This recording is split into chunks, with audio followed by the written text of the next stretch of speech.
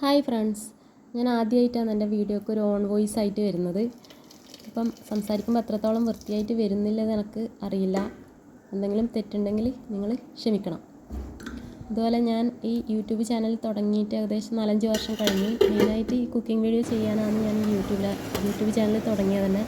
പക്ഷേ ആ സമയത്ത് എനിക്ക് എഡിറ്റിങ്ങും കാര്യങ്ങളൊന്നും തീരെ അറിയുന്നുണ്ടായിട്ടില്ല. ഇപ്പം എൻ്റെ 2-3 റിലേറ്റീവ്സ് കുട്ടികൾ എനിക്ക് പറഞ്ഞു തന്നു ഇതിങ്ങനെയാണ് ചെയ്യേണ്ടതെന്ന് പറഞ്ഞു തന്നു. അപ്പം ഞാൻ കുറച്ചായിട്ട് പഠിച്ചു വരുന്നുണ്ട് അതിനെ പറ്റിയിട്ട്. അപ്പം തുടർന്നുള്ള ദിവസങ്ങളിൽ എൻ്റെ കുഞ്ഞു കുക്കിംഗ് വീഡിയോ ഞാനിതിൽ അപ്ലോഡ് ചെയ്യുന്നതായിരിക്കും. എല്ലാവരും കണ്ട് സപ്പോർട്ട് ചെയ്യുക. അപ്പം എല്ലാവർക്കും ഉണ്ടാക്കാൻ അറിയുന്നത് തന്നെയാണ് ഞാനിവിടെ ഉണ്ടാക്കുന്നത്. ഇഡലി സാമ്പാർ അത് ഞാൻ എൻ്റെ രീതിയിൽ എങ്ങനെ ഉണ്ടാക്കുന്നത് നിങ്ങളുമായിട്ട് ഷെയർ ചെയ്യുന്നു. അതിനായിട്ട് ഉഴുന്ന് അരിയും ഞാൻ തലേനാൾ തന്നെ കുതിർക്കാൻ വെച്ചിട്ടുണ്ട്. തലേനാൾ രാവിലെ തന്നെ കുതിർക്കാൻ വെച്ചിട്ടുണ്ട്. ഏകദേശം ഒരു 3/4 ഗ്ലാസ് ഉഴുന്ന് ഞാൻ എടുത്തിട്ടുണ്ട്. 2 ഗ്ലാസ് പച്ചരി എടുത്തിട്ടുണ്ട്. ഉഴുന്ന് നല്ലപോലെ കഴുകിയിട്ട് ഇളം ചൂടുവെള്ളത്തിലാണ് ഞാൻ കുതിർക്കാൻ വെച്ചിട്ടുള്ളത്.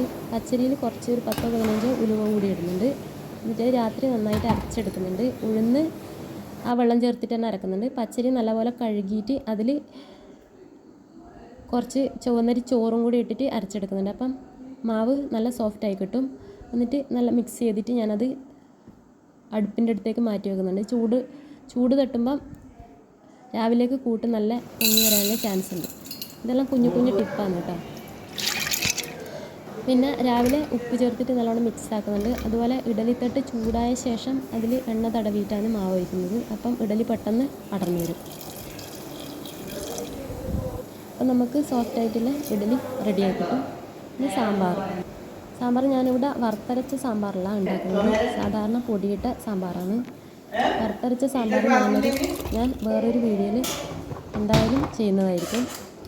അതിനായിട്ട് ഞാൻ പരിപ്പും കുറച്ച് കഷ്ണങ്ങളും ആദ്യം തന്നെ വെള്ളവും മഞ്ഞൾപ്പൊടിയും ഉപ്പും ഇട്ടിട്ട് കുക്കറിൽ ഒരു വിസിൽ കൊടുക്കുന്നുണ്ട്. എന്നിട്ട് ഞാനത് വേറൊരു ചട്ടിയിലേക്ക് മാറ്റുന്നുണ്ട്. കുക്കറിൽ തന്നെ വെച്ചാൽ മതി. ഞാൻ പിന്നെ ചട്ടി ഉള്ളത് കൊണ്ട് ചട്ടിയിലേക്ക് മാറ്റുന്നൊന്നുമില്ലൂ. എന്നിട്ട് പൊടി ചൂടാക്കുന്നുണ്ട്. ആവശ്യത്തിനുള്ള മുളക് പൊടിയും കുറച്ച് മല്ലിപ്പൊടി എടുക്കുന്നുണ്ട്. അതെല്ലാം നമ്മളെ ടേസ്റ്റിനനുസരിച്ച് എടുക്കുക. എടുത്തിട്ട് അത് ആ കഷ്ണത്തിലേക്ക് ഇട്ടിട്ട് നല്ലോണം മിക്സ് ചെയ്തിട്ട് അതിന് വേവാൻ ആവശ്യമുള്ള വെള്ളവും കൂടെ ഒഴിച്ച് കൊടുക്കുന്നുണ്ട്. അടച്ച് വെച്ചിട്ട് തന്നെ വേവിക്കുക. ഏകദേശം ഒരു 10-15 മിനിറ്റ് കൊണ്ട് അത് വെന്ത് കിട്ടും. അത് വെന്ത ശേഷം നമ്മളതിൽ പുളിവെള്ളം ഒഴിച്ച് കൊടുക്കണം.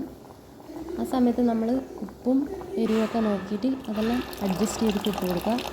ലാസ്റ്റ് നമ്മൾ അതിൽ സാമ്പാർ പൊടി ഇട്ട് കൊടുക്കുക. എന്നിട്ട് നല്ലോണം തിളച്ചിട്ടാകുമ്പം അതിൽ മല്ലിയിലയും കൂടെ ഇടുക.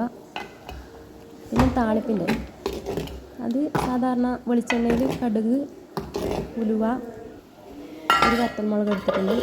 പിന്നെ കറിവേപ്പില മസ്റ്റാണ്. കറിവേപ്പില ഇവിടെ ഇല്ലാത്തത് കൊണ്ട് ഞാൻ അത് ഇട്ടിട്ടില്ല.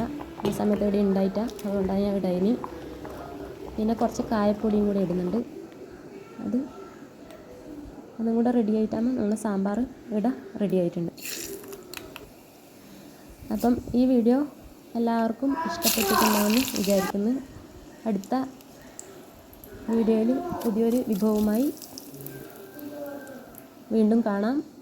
എല്ലാവരും സപ്പോർട്ട് ചെയ്യുക, വീഡിയോ ഷെയർ ചെയ്യുക, ലൈക്ക് ചെയ്യുക, സബ്സ്ക്രൈബ് ചെയ്യുക.